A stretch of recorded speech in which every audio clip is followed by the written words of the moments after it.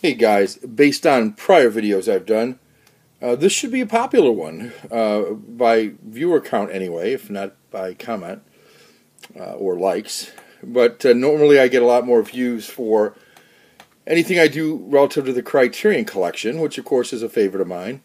And you don't have to think long and hard about that just to see some of the stuff on my shelves to know that I have a lot of Criterion collection movies.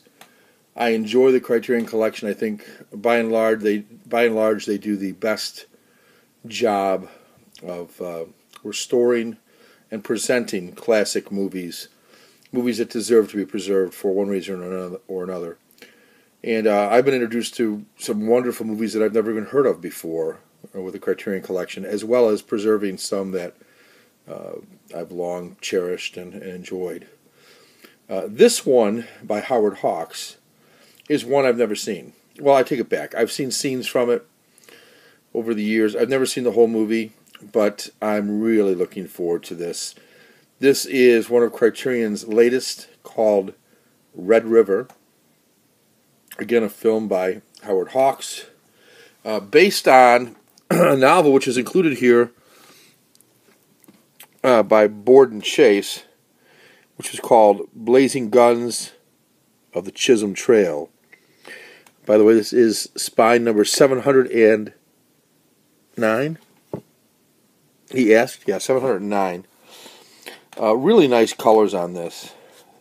The beiges, the darker brown, the lighter brown. And really this iPad's not doing justice to the colors I can see. But they're close enough, I guess. You can get an idea. By the way, Criterion has announced that they will no longer be doing the dual format edition releases. I'm not sure what that means from a collectability standpoint. These may turn out now to be more collectible than even before because you'll no longer be able to get them in this fashion. So that may become even more of a collectible situation. You know, some movies, because they go out of print, Criterion Collection no longer has the rights to them.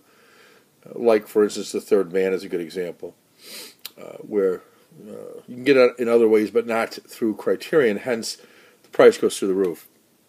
That may happen with these dual editions. I don't know, but the Criterion folks have announced that they'll no longer be supporting the dual format edition. They're going to go back to the separate Blu-ray and DVD editions, and never the twain shall meet again, apparently. I guess what happened was a lot of the owners of just DVD players didn't want to pay extra for the Blu-ray. Now, Blu-ray owners, I don't think had a problem with it because I don't think it was extra. So a movie that normally would have gone for $39.99 on Blu-ray, you were getting the DVD extra now. And for DVD owners, they were paying $10 more to get the Blu-rays. And they didn't want to do that. And complained and said it wasn't right and la la la la la. So, with the la la la la la la, Criterion said, you know what, we're going to stop. Made an announcement, made the decision, and it's a done deal. The last dual formats, I think, are being released in November or something. If then, maybe even, I think maybe the next batch, after the ones that have just been announced or just released, are no longer going to be dual format editions. So, enjoy it while you can, folks, the dual format edition. I enjoyed it. And I enjoyed it here on Red River. So, take a look at Red River. First of all, let's take a look at the back. This is a 1948. Come on, you know you want to focus in better than that. It's a 1948 film in black and white. Appropriately so, I think. Monaural, appropriately so, I think. 127 minutes long. This is a long movie, over 2 hours long. And it needs to be. It's epic in a lot of ways. It's going to be an epic Western. A story of cattle drive, taking cattle from one point to another. Back in the day when, you know, there was really the prices for cattle were falling in some parts of the country and were really good in other parts of the country. So the only way to make any money as a cattle rancher, you know, you had two choices: go bankrupt or take your cattle to market somewhere where you could get some good money for them. So the Chisholm Trail was one way that you could take your cattle, but it was treacherous. This was the American West, and the cattle drive to Missouri was where they were headed from Texas. That is quite the drive to take these cattle and try to keep them alive, or as many as you could, and really a challenge. So Montgomery Clift and John Wayne star in this one. And here, look at some of these extras here. I don't know if this really focus is bad tonight. I don't know what's going on. It's a combination of a bunch of things. It's probably lighting partly. So you get a 2K digital restoration, presented in the original theatrical release. The preferred cut of the director with uncompressed Monroe soundtrack. Yeah. The longer pre-release version is also here. New interview with filmmaker Peter Bogdanovich about this and the two versions. A lot of stuff here. 2 Blu-rays and 2 DVDs. All with all content available in both formats. A booklet.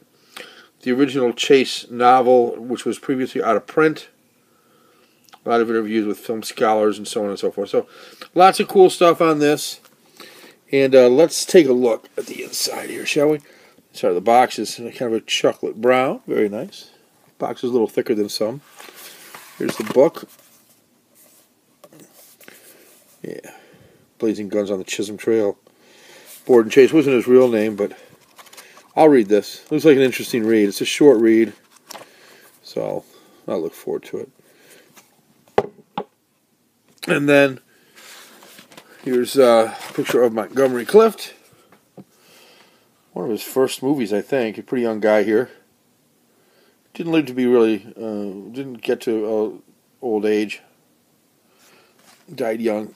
This has got this format, this digipack, or whatever you want to call this format. Some people like it, some people hate it. I personally like it. I like it because you get artwork like this with it. Just kind of cool stuff. Classic John Wayne. John Wayne was a villain in this one, or certainly villainess, which was a change from his prior roles.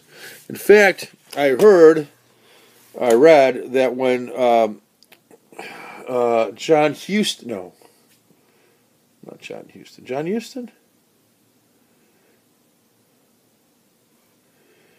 I guess it was John Huston. When John Huston saw, no, it was John Ford. When John Ford, who directed John Wayne in Stagecoach and numerous other movies, saw this movie, he said, "Oh, that big guy can actually act." John Wayne always loved this movie, loved his performance in it.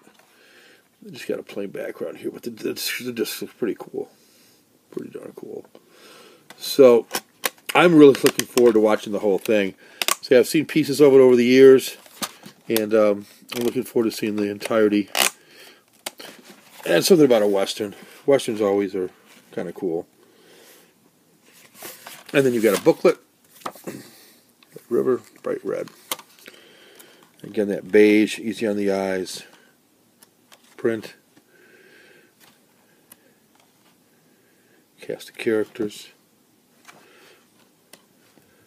Beautiful, beautiful, beautiful picture there. Contents. Some information about the transfer, of course, on the back here.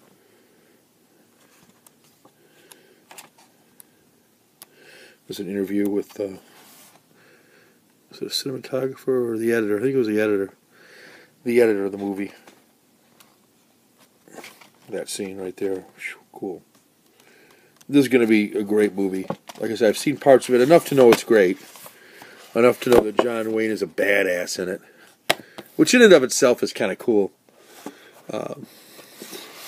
Maybe one of the last dual edition Criterions that are released. In fact, it will be. Whether they'll ever go back to it or not, I don't know. But for now, I'm going to really enjoy Red River by Howard Hawks, starring John Wayne and Montgomery Clift. And from the scenes I've seen and from the reviews I've read, this will be a great transfer. The movie may never look any better than this, and that's true for much of the Criterion releases. This looks really like a super release, guys. Nice booklet. Great to include the novel. You've got 2 different versions, the longer version and director's preferred. both on the DVD and the Blu-ray format. I picked it up at Barnes & Noble when they had a 40% off sale, and I had a 15% off coupon on any one item. Combining the two makes it a better deal than the 50% off I'll have at Barnes & Noble here in another month or so. However, there is something to be said for stalking the prey at Barnes & Noble and seeing what each Barnes & Noble store has and making the pilgrimage. For me, it's like an hour to get to one, but I'll gladly do it. I'll find ways to get to one, and there's plenty of ways to get to one and plenty of reasons to get to the areas where they have these Barnes & Noble stores. So I'll look forward to it. Look forward to seeing what Criterions I can pick up at the Criterion sale at Barnes & Noble in another month. I have my sights on a few, but one less is Red River. Of those of you who have picked up some recently, I'm thinking Persona looks good. I always liked The Big Chill as a movie. I'm wondering whether that's worth picking up.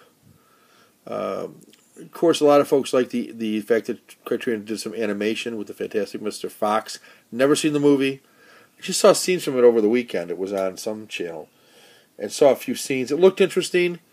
Didn't watch enough of it. I was kind of watching a lot of World Cup soccer this weekend, so I didn't catch a lot of it. But caught enough to see that it looked interesting.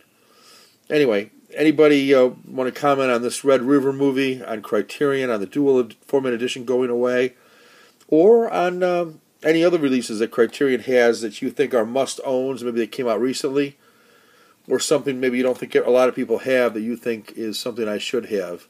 I've got a lot, though, I should tell you that. Mainly I'm buying Blu-rays these days as opposed to the DVDs, so I'm thinking I'll be buying Blu-rays. Anyway, get a chance, drop me a line, let me know what you think. All right, guys, take care.